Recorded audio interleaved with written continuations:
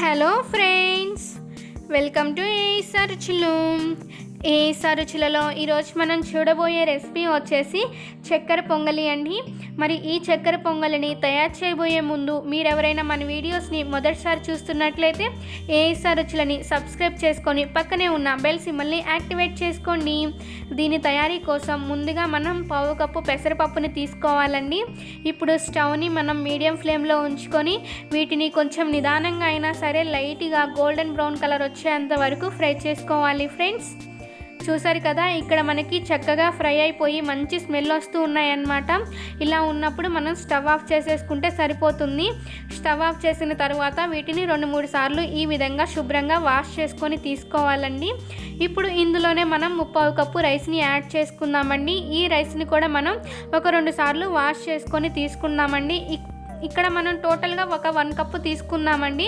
పావు కప్పు పెసరపప్పుని తీసుకున్నాము, 3/4 కప్పు రైస్ని తీసుకున్నాము. టోటల్గా 1 కప్ అనమాట కొలత వచ్చేసి మనకి. ఇక్కడ మనం 1 కప్పు తీసుకున్నాం కాబట్టి ఇందులో మనం 2 కప్పుల వాటర్ని యాడ్ చేసుకోవాలండి. ఇప్పుడు లిడ్ క్లోజ్ చేసి విజిల్ పెట్టేసి మనం దీనిని 2 విజిల్స్ వచ్చేంత వరకు ఉడికించుకోవాలి.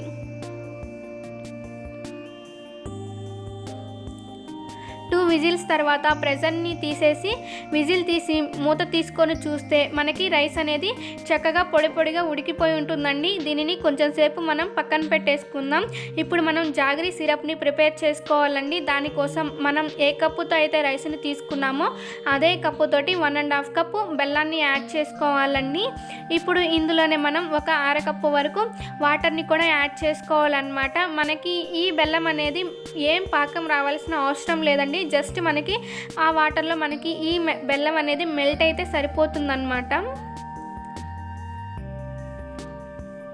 చూసారు కదా, కొంచెం సేపటి తర్వాత మనకి బెల్లం మొత్తం చక్కగా కరిగిపోయి ఉందండి. ఇలా ఉంటే సరిపోతుందన్నమాట. ఒకసారి మనం తీసుకొని చెక్ చేసుకున్నట్లయితే ఇలా జస్ట్ మనకి స్టిక్కీగా వస్తే సరిపోతుంది. పాకం ఏమి రావాల్సిన అవసరం లేదండి. ఇప్పుడు మనం ముందుగా ఉడికించుకున్న అన్నాన్ని మొత్తాన్ని ఇలా ఒకసారి కలిపేసుకొని తీసుకుందామండి. ఇప్పుడు ఇందులో మనం ఒక స్టెయినర్ తీసుకొని మనం ప్రిపేర్ చేసుకున్న జాగరీ సిరప్ని యాడ్ చేసుకోవాలన్నమాట.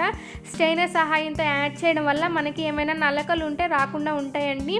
ఇప్పుడు మళ్ళీ స్టవ్ ఆన్ చేసి స్టవ్ మీద పెట్టేసుకొని ఈ ప్యాన్ని స్టవ్ని మీడియం ఫ్లేమ్లో ఉంచుకోవాలండి. మీడియం ఫ్లేమ్లో ఉంచుకొని మనం ఆ జాగరీ సిరప్ మొత్తం రైస్ని అబ్జర్వ్ చేసుకొని బాగా దగ్గర పడేంత వరకు మనం ఈ రైస్ని ఉడికించుకోవాల్సి ఉంటుందండి. ఇది ఉడికించుకునేటప్పుడే ఇందులో మనం 2-3 యాలకులని ఈ విధంగా దంచుకొని యాడ్ చేసుకొని ఒకసారి కలుపుకుందామండి. ఇది మనకి టెంపుల్స్లో ప్రసాదంగా కూడా పెడతా ఉంటారండి. అదేవిధంగా ఏమైనా ఫెస్టివల్స్కి అలా కూడా మనం దేవునికి నైవేద్యంగా పెట్టవచ్చు అన్నమాట. దీనిని చూసారు కదా, మనకి ఇక్కడ ఆల్మోస్ట్ దగ్గర పడిపోతుందండి. ఇది ఇలా దగ్గర పడుతున్నప్పుడు ఇందులో మరొక స్పూన్ నెయ్యిని యాడ్ చేసుకొని మరొకసారి కలిపేసుకుందామండి. ఇలా దగ్గర పడుతూ ఉన్నప్పుడే మరొక స్టవ్ మీద ఒక గిన్నెలో ఒక 2-3 టేబుల్ స్పూన్ల నెయ్యిని వేడి చేసుకోవాలండి. నెయ్యి వేడైన తర్వాత అందులో కొన్ని జీడిపప్పు పలుకులు అలానే ఎండు కొబ్బరి ముక్కలని వేసుకొని వీటిని కూడా లైట్గా మనం రెడ్ కలర్లోకి వచ్చేంత వరకు ఫ్రై చేసుకోవాలి. చూసారు కదండి, ఇక్కడ మనకి ఇవి కూడా ఫ్రై అయిపోయాయి. ఇప్పుడు ఇందులోనే మనం కొన్ని కిస్మిస్లని కూడా వేసుకొని ఫ్రై చేసుకుందాం అన్నమాట. చూసారు కదా, మనకి అన్నీ కూడా బాగా రెడ్ కలర్లోకి వచ్చేసి ఫ్రై అయిపోయాయి. ఇలా ఉన్నప్పుడు స్టవ్ ఆఫ్ చేసేసి మనం ప్రిపేర్ చేసుకుంటున్న పొంగలిలోకి మనం ప్రిపేర్ చేసుకున్న ఈ డ్రై ఫ్రూట్స్ని యాడ్ చేసుకొని మరొకసారి కలిపేసుకుంటే మనకి వేడివేడిగా చక్కెర పొంగల్ అనేది రెడీ అయిపోయిందండి. టేస్ట్ అయితే చాలా బాగుంది ఫ్రెండ్స్. మీరు కూడా తప్పకుండా ట్రై చేయండి. టేస్ట్ ఎలా ఉందనేది నాకు కామెంట్ చేసి చెప్పండి. మీకు ఈ వీడియో నచ్చినట్లయితే లైక్ చేయండి. అలానే మీ ఫ్రెండ్స్కి రిలేటివ్స్కి షేర్ చేయండి.